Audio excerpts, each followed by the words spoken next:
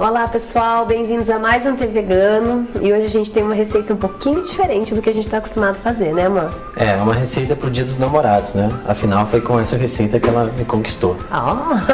Nem lembrava. Eu lembro. E que receita é essa? Temaki vegano. Vamos fazer a versão vegana então de um temaki, que não é porque a pessoa virou vegana que ela não vai comer mais a sua comidinha japonesa, né?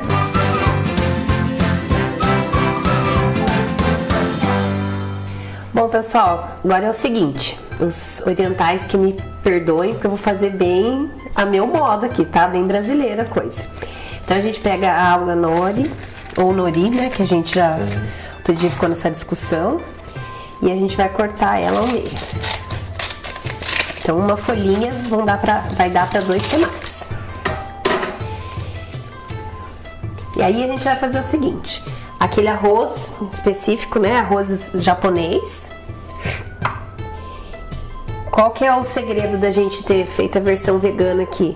A gente usou um cream cheese vegano que o Will ensinou no canal, né amor? Isso. Na versão em inglês. Pode encontrar ele, né, clicando aqui no card em cima ou pesquisando no nosso T Vegano.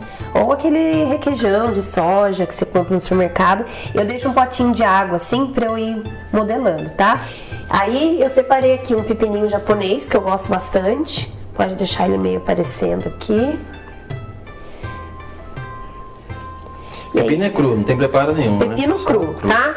O arroz eu também não coloco nem sal, nada, porque como a gente vai usar o shoyu, já faz o efeito.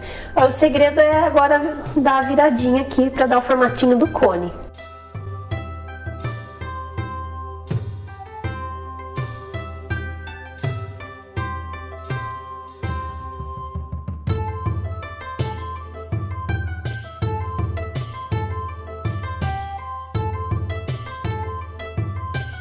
Bom, agora a gente vai fazer de shimeji. Esse shimeji a gente deu uma refogadinha com um pouquinho de azeite e um pouquinho de shoyu.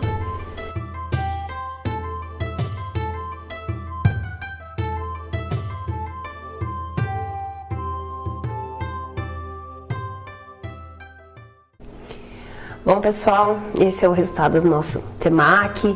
Lembrando que vocês podem colocar manga no meio, tem lugar que põe até morango, acho muito legal, ele gosta. E usar a imaginação, tá bom? Vamos provar? Posso já? Acho que melhor a gente já se despedir já, porque vai ser meio difícil de comer sendo gravado, né?